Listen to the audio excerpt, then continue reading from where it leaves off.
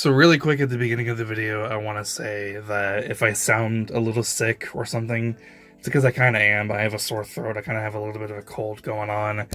I got it a couple of days ago. I don't know when it'll be gone. Maybe hopefully by this time around next week it'll be gone by then.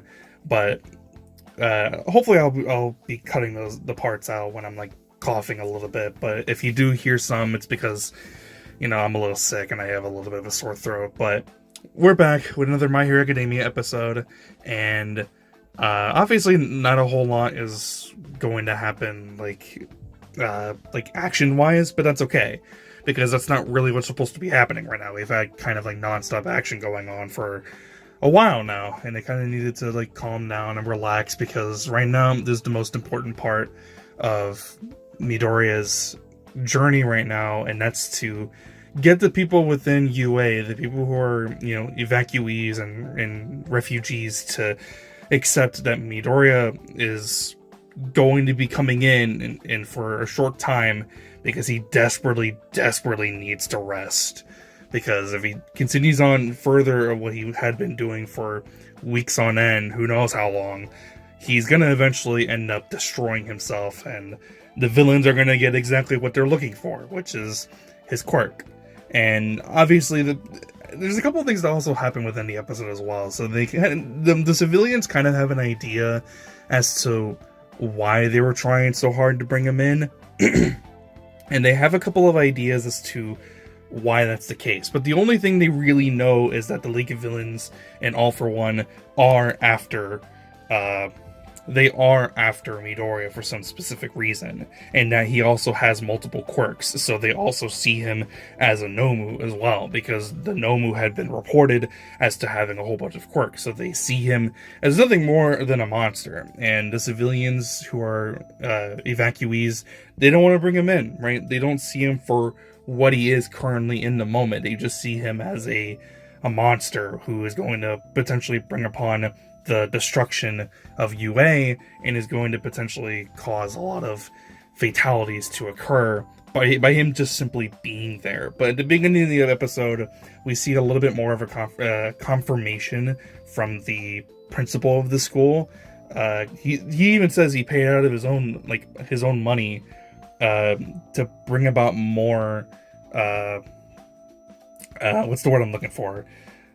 More stability, right? To make sure that the entirety of UA is secure. So he mentions how the entire landscape of UA is like on a grid, and if need to, they'll be able to go underground to different facilities like Shiketsu if they need to evacuate more people in case UA suddenly gets attacked and they get through. And there's also a couple other safety measures as well, but ultimately the whole point of it was just to give more of a confirmation for the characters, being Class A, who are trying their best to try to convince the principal, and are now currently trying to convince the evacuees to allow Midoriya to come back in. And of course, because like I said, they see him as a monster and they don't want to allow him to come inside.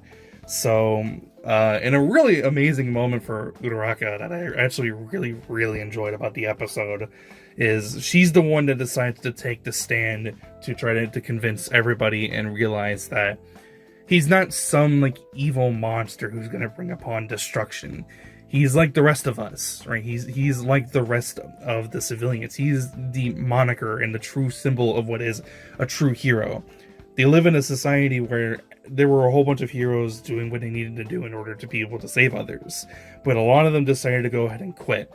And that's because they weren't real, true heroes who are willing to sacrifice their lives and their bodies and minds for the sake of the people who needed it the most. Midoriya is like the true symbol of that. He is the true pinnacle of what a real hero is supposed to be like. He was literally destroying his mind and body for the sake of trying to bring back what everybody is missing right now, which is to bring back what used to be normal in their lives. He wants to bring back the smiles and the happiness that people felt before everything went to shit, right? And Uraraka the whole time is trying to basically convince all of them that he's just a normal kid, right? But he's also trying to do his best. The reason why they're trying to bring him back now is because he left in the first place. He left before any of them even showed up in the first place. And he's been trying to save all these people the entire time. And some of them even heard some rumors as well that there's some like kid running around in ranks with multiple quirks. He's saving people. And they realize that Midoriya is the person who's actually the one doing that. He had been doing that the entire time. We even see some of the previous people that Midoriya has interacted before in the past. There was that one guy, I don't really know his name. I'm not going to pretend like I know what his name is. But there was that one guy that Midoriya had a brief interaction with at the beginning of the first episode where he's like, yeah, I think you can do it, kid. Like, basically saying that if Midoriya tries hard enough, he could be the greatest hero ever. He shows up in the episode and is trying to rally the people behind allowing him to come back in. Obviously, we see his mom. We see Koda, who we saw a couple of seasons ago. He rushes in and acknowledges that he wants Midoriya to come in, and because Midoriya inspired him, right? Even the shoes that he wears that because Midoriya had inspired him to do so. Because what he sees as a true hero is what Midoriya did for him in the past, which was to put his body on the line to protect someone who needed it. And then, of course, I mentioned this before, but there was a character who I got, like, really sort of obsessed with because I really liked their character design, and that's Ippon Jose. We see her again in the episode, and, you know, she rushes in with Koda, and, you know, it was just a really cool moment where we see people who were saved before in the past by Midoriya, and they want him to rest as well. They want him to come and join the rest of the refugees because he needs it. He desperately needs it. He needs to, you know, wash up and rest and, you know, take a breather and eat some good food and everything, right? Even for like the smallest amount of time, he just needs to find an opportunity to sit down and rest for at least a brief moment, because if he doesn't, then the villains are going to win. Ultimately, in the end, the villains are going to win, and they're going to take the opportunity that they can to be able to take him down and steal one for all. And that's the thing that we don't want to happen the most. And everyone in Class A is trying to, you know, bring him in, and they succeeded. And now, because of Uraraka and her words and the declaration of what she's trying to make for all the people who are currently staying at UA right now, she convinces them, and he's able to come in, and now he's able to be upon them, even for the smallest amount of time available that he has for the moment. He's going to be able to finally get what he needs desperately the most. And it's not just for him to rest up and heal and you know, and stuff like that, but also for him to acknowledge that he doesn't need to do everything by himself. He can have other people lend their strength as well, and he can use, I don't know what I'm trying to say. I'm kind of losing my train of thought. He can allow others to lend their strength as well. He doesn't have to do it all by himself. Of course, he's going to do a lot of work himself, but he doesn't have to do everything all on his own like he had been trying to do so before. He can rely on the strength of others, whether it be fighting against the villains, so like the members of Class A and the other pro heroes, or whether in regards to allow, you know, the other civilians to lend their strength as well for him to keep on going forward. They're able to do that too, and that's what Midoriya had to realize this entire time.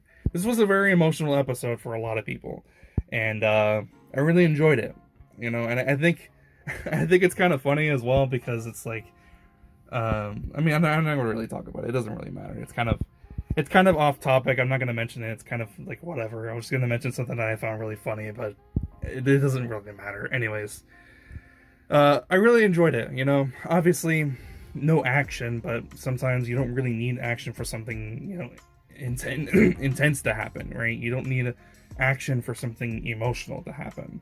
This was a very emotional moment for a lot of the characters, right? They just wanted to bring back their friend, and they managed to finally succeed in that. And now we're going to have to wait and see what happens from here on forward. Which is going to be very interesting, because I think we actually see Stain again. If you remember who Stain is, he was a antagonist that we saw in season 2, and his whole thing was that he wanted to, I think, either kill or be killed by All Might. I forget what he said exactly. It's been a while since I've seen season 2, actually. But I think Stain is actually going to make a return very soon. I don't know what exactly he's going to do, but it seems like he's actually got his eyes set on All Might right now.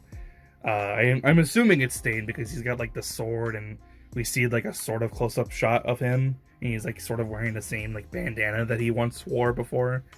I guess we're gonna have to wait and see. This was a great episode though. I really enjoyed it. Very emotional.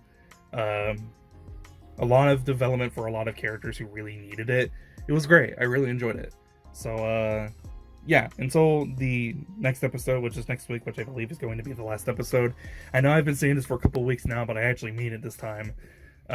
Because I keep forgetting how many episodes there are for a season, and I think this is going to be the last one. 25 episodes. We're gonna have to wait until maybe like November for the next season, which is gonna, it's gonna suck a little bit, but I guess we're gonna have to deal with it. So yeah, that's pretty much it.